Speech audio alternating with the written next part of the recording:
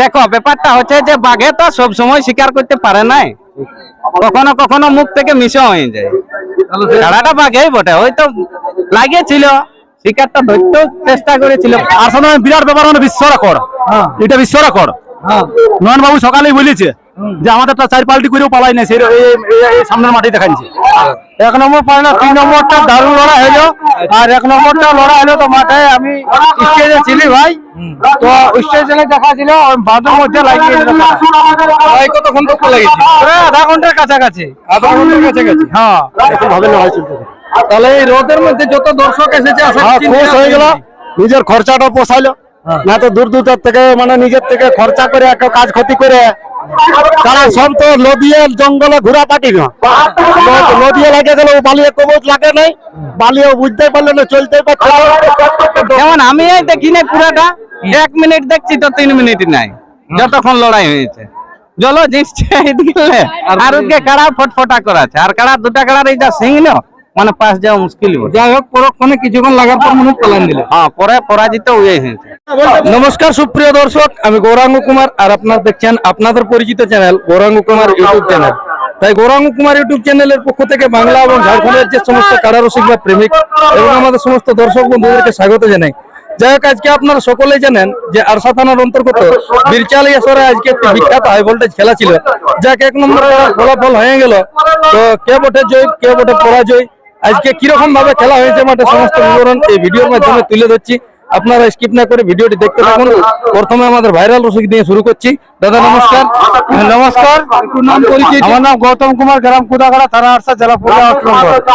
বর্তমানে আজকে কোথায় উপস্থিত আছেন? আমাদের এই আরসা থানার যেটা বীরচালি গ্রামে লড়াই ছিল সেখানে। আচ্ছা আচ্ছা, আজকে লড়াই আমরা নম্বর কার পাইল? 1 নম্বর পায় না, 3 নম্বরটা দারুণ লড়াই হলো, আর 1 নম্বরটা লড়াই হলো তো মাঠে আমি স্টেজে ছিলি ভাই, তো স্টেজে দেখা ছিল বাঁধের মধ্যে লাগিয়ে দিল। কতক্ষণ তো লাগিয়েছিল? আধা ঘন্টার কাছাকাছি। আধা ঘন্টার কাছাকাছি। হ্যাঁ, ওই রসিক ট্রেনে যে কালারটা ছিল সেইটাই ছিল? রসিক টারের যেটা প্রায় ছিনে নিয়ে গেছিল আমাদের টাইগার। আজকে ফলাফলটা কি হলো? আজকের ফলাফল আমরা শুনি যে চালিয়ে জিতল ধুমরাজ মাহাতো।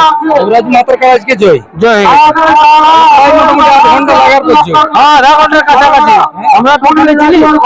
দর্শকরা আজকে ভালোভাবে দেখেছেন, কিরকম ভাবে দেখেছেন? দর্শক 3 নম্বরটা ভালোভাবে দেখেছে, এটা বাইরে লাগার পরে অতটা সবাই দেখতে পায় না, তোমরা পাঁচটা দেখতে পাইছে, পাঁচটা ভিতরে ছিল।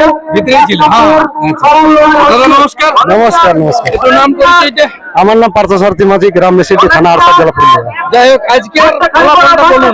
আজকের ফলাফল বিলচারি গ্রামের 1 নম্বর কাড়া জয় হলো ধুমরাজ মাহাতো, আর লাহাবেড়াটা পরাজিত হলো।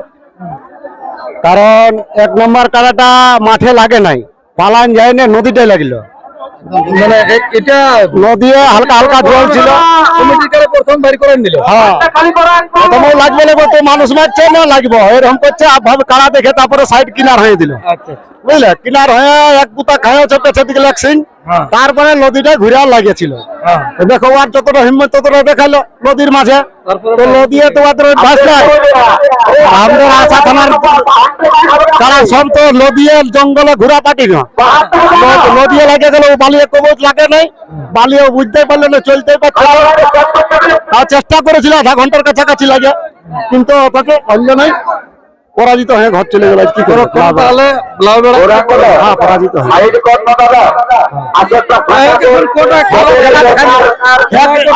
1 নম্বর, 3 নম্বর আর 7 নম্বর, মানে 3 নম্বরটা ভালো লাগেছিল।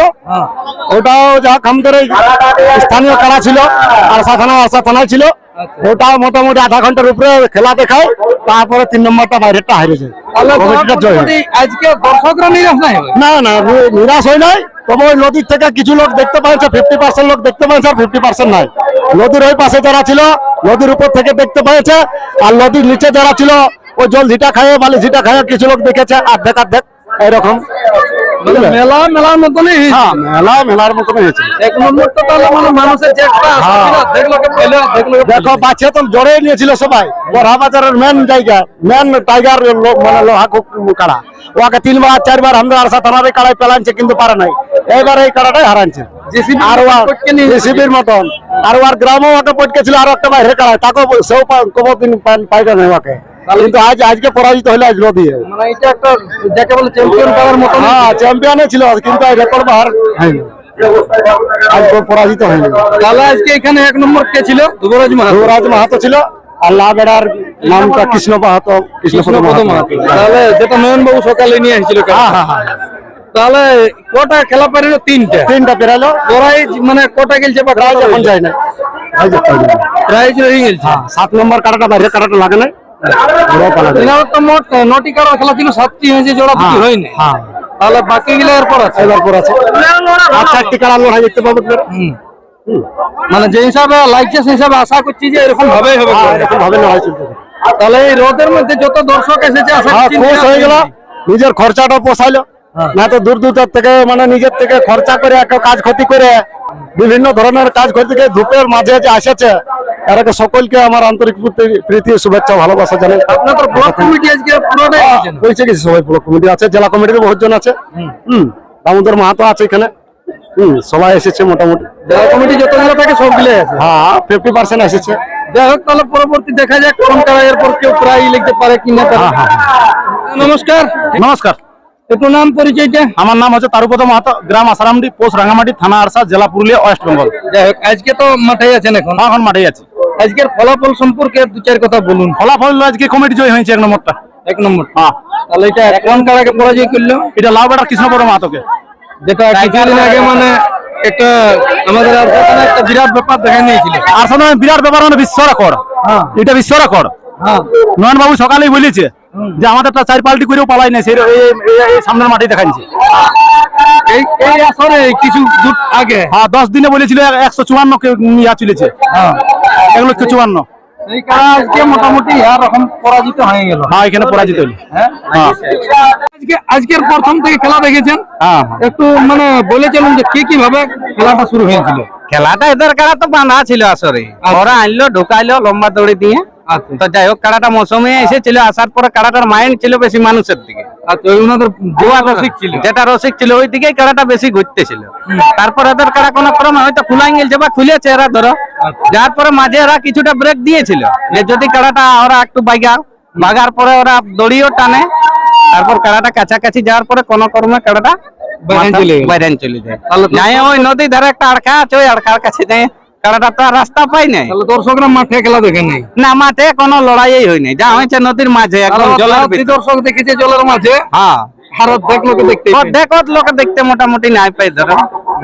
এত ধরলে কেউ যাবে তো মনে তাহলে দৌড়ে জানি সে তো বটে, আর সবাই তো সাহস থাকে না।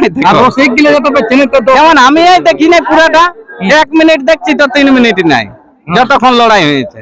জলো জিতছে আর ওকে কাড়া ফটফটা করাছে, আর কাড়া দুটা কাড়ার এইটা সিংহ মানে পাশ যাওয়া মুশকিল। যাই হোক, পরক্ষণে কিছুক্ষণ লাগার পর মনে পালান দিল।